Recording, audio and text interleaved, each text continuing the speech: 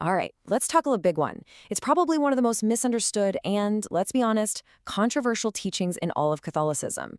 You've likely heard some version of it. No salvation outside the church. Wow, I mean, that sounds incredibly harsh, right? Super exclusive. For a lot of people, it's a real stumbling block. But what does it actually mean? Let's really get into it and break it down. So, to really get this, we have to go back in time and see how it was first put into words. And whoa, this quote from the Council of Florence back in the 15th century, it is about as blunt as you can possibly get. I mean, it seems to draw this incredibly sharp, absolute line in the sand. You're either in or you're out. And it sounds like there's zero room for any kind of exception. And, that immediately brings up a huge, and I mean huge question. Does this mean billions, literally billions of good, sincere people are just automatically damned? We're talking Protestants, Jews, Muslims, maybe even your atheist neighbor who's a wonderful person, all of them? Well, the answer, especially as the church understands it today, is a lot more complex and frankly a lot more merciful than that old statement makes it sound. So how in the world did we get from that super strict statement to a much more nuanced view? Well, the first big move was this really crucial shift in perspective. It was all about reframing the whole idea, turning it from a negative warning into a positive statement of faith. Okay, so look at this. It's like a tale of two phrases, right? The old way, the negative way, sounds like a locked door. You can't get in. But the modern understanding, it completely flips the script. It's not about drawing lines to keep people out. Instead, it shifts the focus to who the source of salvation is. The point isn't about the institution as a gatekeeper, but about Jesus Christ as the wellspring. The idea is that all salvation, past, present, and future, flows from him, and it flows through the church, which is seen as his body here on earth. And that's the foundational principle, right there. The church is seen as necessary because it's not just some club or organization. The teaching is that it's the main way, the primary instrument that Christ set up to channel his grace into the world. Think of it as the ordinary, visible path to salvation. The Second Vatican Council had a great phrase for it, the universal sacrament of salvation. Okay, so listen to that word I just used, ordinary. If the church is the ordinary way, that begs the question, what about extraordinary ways? Right? How could someone who's not visibly part of the church possibly be saved? This is where things get really nuanced, and it all comes down to one single critical idea. And that concept is called invincible ignorance.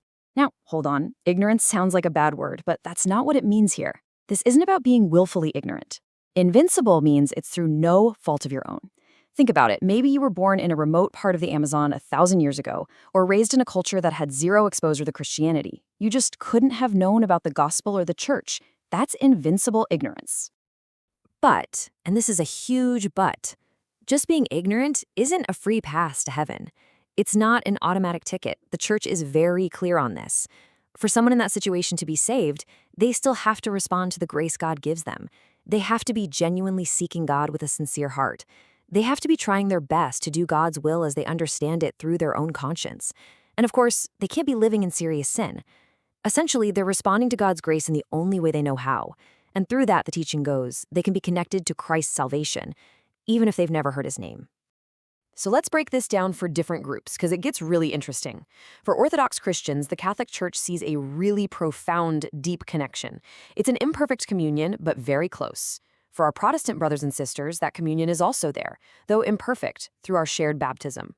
And then you have non-Christians, and even the non-religious. For them, salvation is still seen as possible if they meet those conditions we just talked about, sincerely seeking God and following their conscience. But here's the key takeaway, the bottom line for all of this. No matter the group, the source of any and all grace is always the same. It's Jesus Christ. The paths might look different, but the ultimate source of salvation never changes. Now, this more nuanced understanding, it didn't just pop up overnight. Not at all. It's actually the product of centuries of deep thought, prayer, and, frankly, bumping up against new real-world situations.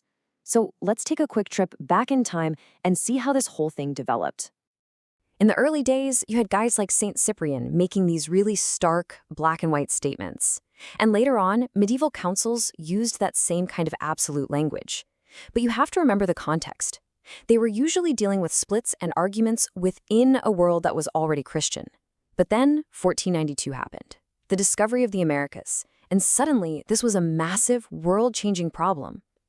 Theologians had to ask, wait a minute, what about the millions and millions of people on these other continents who never ever had a chance to hear about Jesus? That question was a total game changer. It forced the church to really develop and formalize this idea of invincible ignorance, which eventually led to the really clear explanation we got at the Second Vatican Council in the 1960s. So you might be wondering, why even hang on to this teaching? It's so complicated. Why not just say, hey, be a good person and you'll be okay? Well, from the church's perspective, this doctrine is actually vital because it protects three really important ideas. First off, it maintains God's justice. It means God isn't unfair. He doesn't condemn people who, through no fault of their own, never got the chance to know the truth. Second, it holds up the importance of the church. It affirms that, yes, the church is the special instrument Christ chose. And third, and this might be surprising, it actually fuels the mission to evangelize. The logic goes like this. While salvation for someone outside the church is possible, it's not the ordinary path. It's seen as harder, more uncertain. So out of love, there's this real urgency to share the gospel, to offer people the fullness of the faith and the certainty that comes with the sacraments. And all this leaves us with a really fascinating paradox, doesn't it? On one hand, you have this absolute claim. Jesus Christ is the one and only path to salvation, period.